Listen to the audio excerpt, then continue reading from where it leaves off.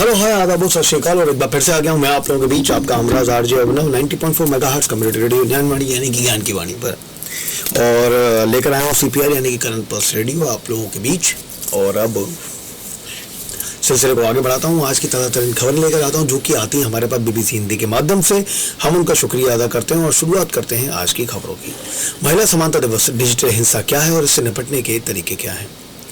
श्वेता को डांस करना काफ़ी पसंद है और वो अपना छोटा छोटा इंस्टाग्राम वीडियो बनाती हैं। उनका कहना है कि ये एक ऐसी चीज़ है जिससे उन्हें सबसे ज़्यादा खुशी मिलती है।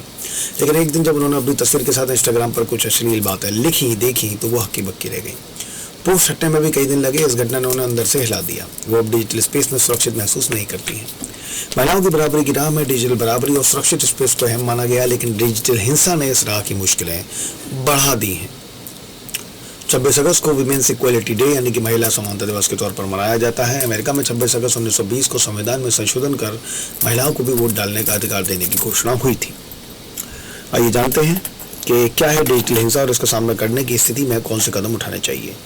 डिजिटल हिंसा क्या है। भारत में डिजिटल क्रांति के साथ ज़्यादा से ज़्यादा लोगों के पास मोबाइल और इंटरनेट पहुंचा। इसने लोगों को बेशक जागरूक और सशक्त किया, लेकिन इस डिजिटल दुनिया में भी हिंसा का वो रूप रिस रिस कर पहुंचा है जिसका सामना वर्षों से असल दुनिया में महिलाएं कर रही थी। यूएन पॉपुलेशन फंड के मुताबिक महिलाओं और लड़कियों के मामले में ये सीधा बदनामी से जुड़ जाता है। मानसिक स्वास्थ्य पर प्रभाव के साथ ही वो ऑफलाइन और ऑनलाइन दोनों जगह दुनिया में अलग थलग पड़ने लगती हैं। इससे कार्यस्थल, स्कूल या लीडरशिप पोजीशन पर उसकी हिस्सेदारी में असर पड़ता है। ऑनलाइन हैरेसमेंट, हेट स्पीच, तस्वीरों से छेड़छाड़, ब्लैकमेल, ऑनलाइन स्टॉकिंग, अभद्र सामग्रियां भेजना समेत कई चीज़ें डिजिटल वायलेंस का हिस्सा हैं। एआई यानी कि आर्टिफिशियल इंटेलिजेंस के साथ इसके खतरे अब और भी बढ़ गए हैं।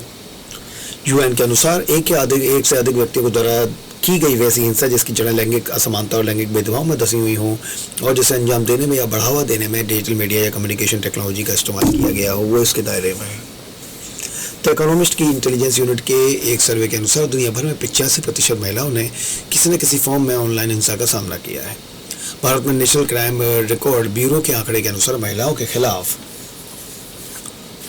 साइबर अपराध के मामले कोविड के बाद ज़्यादा दर्ज हुए हैं। इस अपराध में ब्लैकमेलिंग, बदनाम करना, तस्वीरों के साथ छेड़छाड़, अभद्र सामग्री भेजना, फेक प्रोफाइल जैसी चीज़ें शामिल हैं।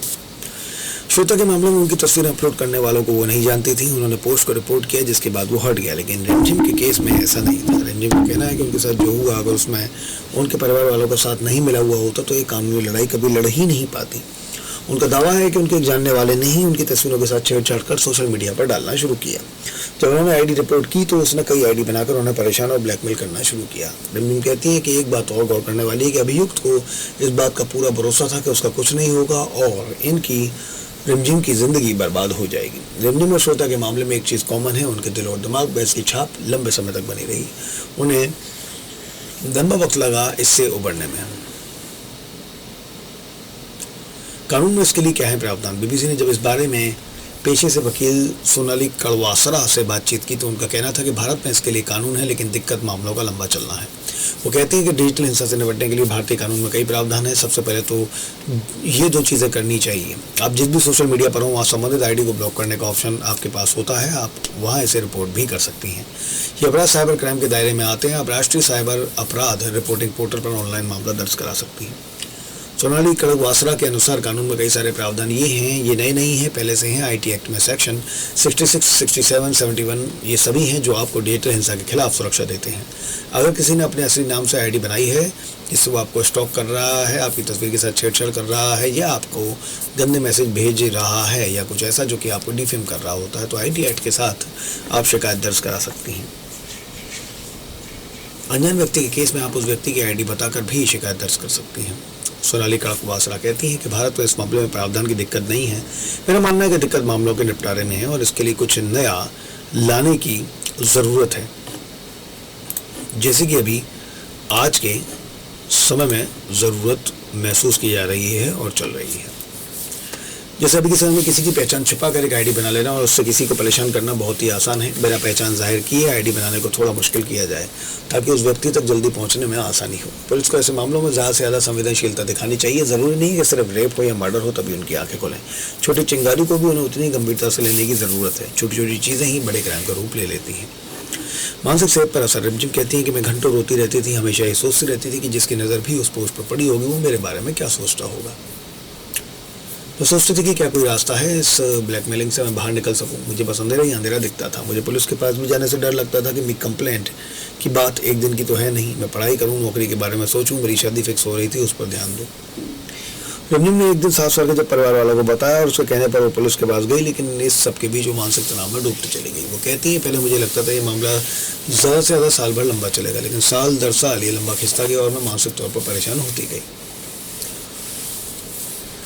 क्लिनिकल साइकोलॉजिस्ट डॉक्टर पूजा शिवम जेटली कहती है कि प्रजासत्तात्मक समाज में जिस तरीके का पावर बाहरी दुनिया में दिखता है वो ऑनलाइन स्पेस में भी मिलता है। ऑनलाइन स्पेस में लोग ये भी महसूस करते हैं कि वो कुछ भी बोल और किसी को कुछ भी कह सकते हैं। अगर कोई महिला अपने काम के बारे में भी वही बता रही हो तो आप देखोगे कि उस पर सेक्सुअल कमेंट्स, बॉडी शेमिंग की जाती है। खासतौर पर टीनेजर्स लड़कियां इसका ज़्यादा शिकार हो रही हैं। पूजा शिवम जेटली कहती हैं कि मेरे पास इस तरह के मामलों में मदद के लिए ज़्यादातर किशोरी लड़कियां आती हैं और उनके लिए डिजिटल दुनिया एक ऐसी दुनिया होती है जहां वो अपना काफ़ी समय बिताती हैं। अगर वो वहाँ हैरेसमेंट, बुलिंग की समस्या का सामना करती हैं तो वो काफ़ी ऊहापोह की स्थिति में आ जाती हैं कि हेल्प किससे मांगें, क्या करें, और उन्हें लगता है कि अगर वो यहाँ से हटें तो एक तरह से अपने दोस्तों और अपने ग्रुप से कट आउट हो जाएंगी। इससे कैसे निपटें वो बताते हैं। ब्लॉक करना, इग्नोर करना अच्छा उपाय है। एक उपाय ये भी है कि उस कमेंट्स को आप शेयर करें, इससे आपको अपने सपोर्ट ग्रुप का समर्थन मिलता है। कभी कभी कुछ लोगों को डिजिटल स्पेस में काफ़ी परेशानी का सामना करना पड़ता है। ऐसे में वहाँ कुछ समय के लिए स्विच ऑफ होना भी एक उपाय है ताकि मानसिक शांति रह सके। वही चीज़ें शेयर करें जिसमें आप कंफर्टेबल हों। अकाउंट को प्राइवेट रखना भी एक बेहतर विकल्प है। सीमित इस्तेमाल, कोई चीज़ जो हमें लगातार परेशान कर रही है तो उससे वहाँ से बाहर निकल जाना चाहिए। जब हम किसी चीज़ को बार बार देखते हैं तो उसका और नकारात्मक प्रभाव पड़ता है। जहाँ ज़रूरत लगे प्रोफेशनल हेल्प लेनी चाहिए। तो ये थी आपके पास महिला स्वातंत्रता दिवस पर स्पेशली साइबर क्राइम से जुड़ी हुई एक रिपोर्ट। दोबारा जल्दी आऊँगा आप लोगों के पास वापस 90.4 मेगाहर्ट्ज़ कम्युनिटी रेडियो न्यानवाड़ी पर। धन्यवाद।